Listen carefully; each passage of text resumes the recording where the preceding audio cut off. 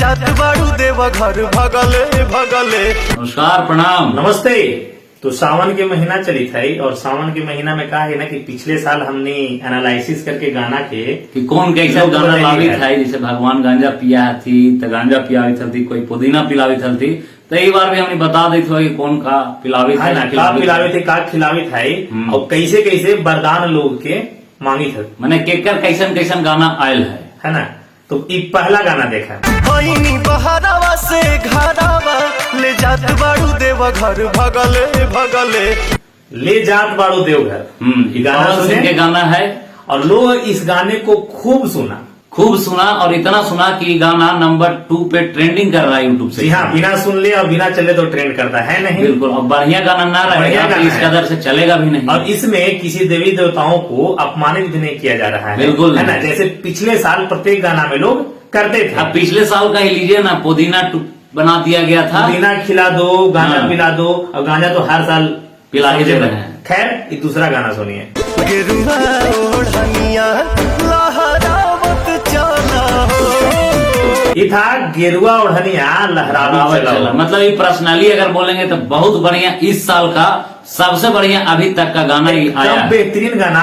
मतलब कारण यही है कि 3 नंबर पे ट्रेंड कर रहा है। 3 नंबर पर ट्रेंड कर रहा है। मतलब यही पवन सिंह का ये दोनों गाना, कोई 2 पर कोई 3 पर, ऐसे में ट्रेंड मतलब पवन सिंह ऐसे भी पता है आप लोगों को कि ये सुपर स्पेशलिस्ट हैं भक्ति गानों का। बिल्कुल, जैसे देवी देवताओं का गाना हो या बुलबम का गाना हो, नवरात्र का गाना हो, पवन सिंह जैसा पूरे भोजपुरी इंडस्ट्रीज में शायद आज के दौर में कोई नहीं गाता है। पहले थे, कुछ लोग शर्मा जी थे, बहुत सारे लोग थे ऐसे। कुछ लोग इन पे इल्जाम लगाते हैं कि पवन सिंह अब उस टाइप के गाना नहीं गाते हैं, पहले टाइप का। हालांकि वही आदमी है जो ये गाना लिखता है कि चाची तहर बातचीत सपनमा में आती है, तो उनकी बातों को इग्नोर करके चल सकते हैं। खैर, ये सब बात इसलिए किया जाता है कि लोग को भरमाए, लोग को भड़काए, है ना। लेकिन आपको पता है कि गाना अगर बेहतर नहीं रहता, बढ़िया नहीं रहता, तो ट्रेंड नहीं कर रहा होता। इतना ही नहीं, सुधार इतना ही नहीं हुआ है। कारण यही है कि आज हम लोग बोलने आए हैं। रितेश पांडे जी का गाना सुनिए। महादेव से बड़ा कोई देव नहीं हो। यह रितेश पांडे जी का गाना है, बहुत ही बेहतरीन गाना। मतलब अगर हम शांति से अगर सो के सुनेंगे या फिर कहीं जाते समय सुनेंगे तब भी हमको ये गाना में नहीं मिलता। मतलब इस गाने को ऐसे फरमाया गया है ना कि जितना बड़ा सारे गामा हम भोजपुरी है, जैसा उसका मतलब एडिटिंग और वीडियोग्राफी आता है, उसे एकदम हटके है। नॉर्मली जंगल में एकदम भोले बाबा के रोल में मगन है रितेश पांडे जी, और गाना इतना बढ़िया। वाकई में देव को देव महादेव कहा जाता है भोलेनाथ, और सही में उनसे बड़ा और कोई है ही नहीं। बहुत बेहतरीन गाना, बहुत बहुत धन्यवाद इस प्रकार हमारे मुहिम के मान और सम्मान और लाज रखने के लिए रितेश पांडे जी। दूसरा गाना सुनिए।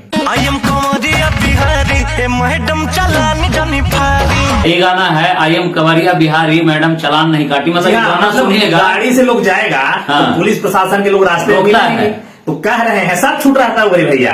अब जब नहाना है, हर जगह पे कांवर लेके दौड़ना है, तो गाड़ी के सर्टिफिकेट लेके लोग ना चलेगा। तो मैडम हम लोग कंवरिया बिहारी हैं और चालान वाला नहीं काटेंगे। मतलब ये गाना सुनिएगा तो एंटरटेनमेंट भी इसमें आपको मिलेगा। और कंवरिया लोग जो जाते हैं वो भी हेडफोन लगा के सुनते हैं, गाड़ी पर जा रहे हैं तब भी सुनते हैं। तो मतलब इसमें एकदम फुल एनर्जी लेवल आपको दिखाई देगा। तो एकदम आज 2 गाना का इनका एनालिसिस किए, जाते जाते इनको कहेंगे, इनके गाने को छोड़ते हुए बहुत बहुत शुक्रिया और धन्यवाद रितेश पांडे जी। अब आते हैं कल्लू जी। नाचो भोला के भक्तो नागिन जैसा।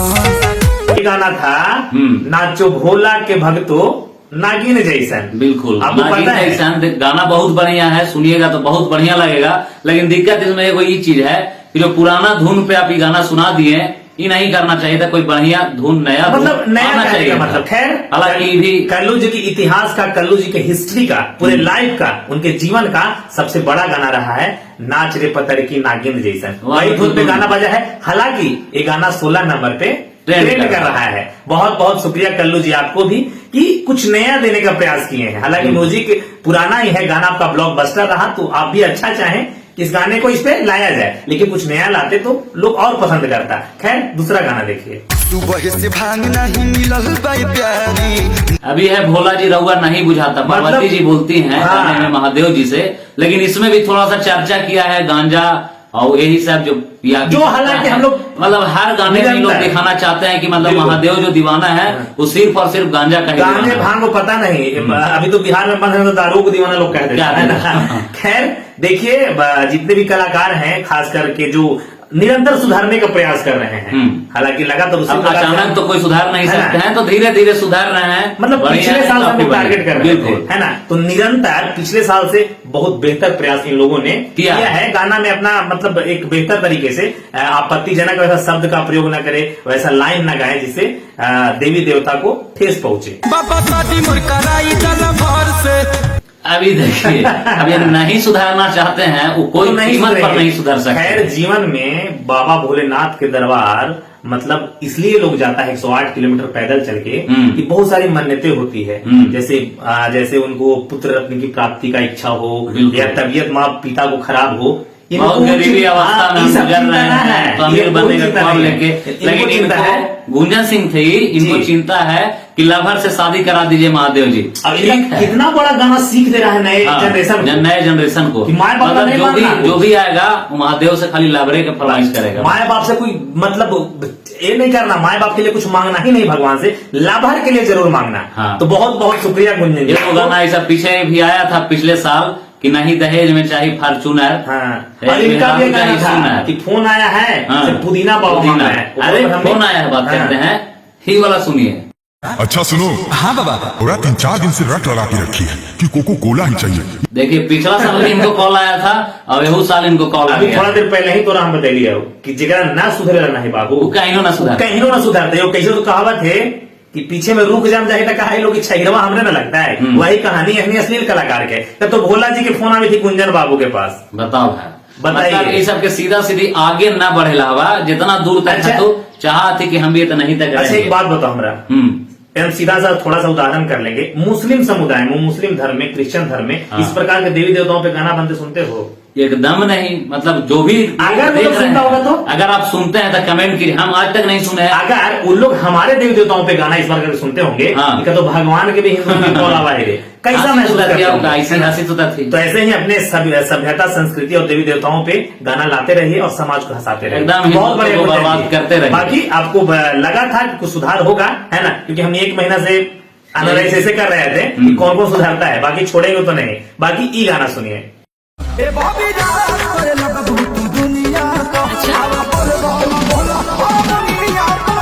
ये है हमारे सबसे चहेते खेसारी लाल यादव, है ना? बोल बम बोले हारमोनिया पे। हालांकि बहुत बढ़िया गाना, बहुत बढ़िया गाना। उस पे भी पुराने जो अभी भोजपुरी में हिट किया था उसी गाना पे गाना है। वही धुन है। मतलब कि यहाँ भी कुछ नया करने का कोशिश नहीं किया गया है, बहुत बेहतरीन बस गाना वही है। धुन पर लिख दिया गया है गाना, वो गा दिया गया लेकिन है। खुशी की अब बात आगे यह ठीक ठाक है है कि निरंतर सुधार का प्रयास किया गया है। बाकी नहीं सुधरेंगे तो कहे हैं कि अश्लील कलाकार रहे चाहे उनके पिताजी रहे, हम लोग जिस रंग में थे उसी रंग में बने रहेंगे, है ना? बाकी देखिए, अगर वीडियो अच्छा लगा होगा तो अच्छे गाने को जाइए और सुनिए और खूब धूम मचा के बजाइए बिल्कुल इस सावन में। बाकी विदा लेना चाहेंगे, वीडियो को भी जाते जाते खूब शेयर करिएगा। जाते जाते सावन की ढेर सारी शुभकामनाएं सारे भाइयों को तमाम शुभकामनाएं। भाइयों को। बाकी नमस्कार, प्रणाम, जय मगर जय बिहार।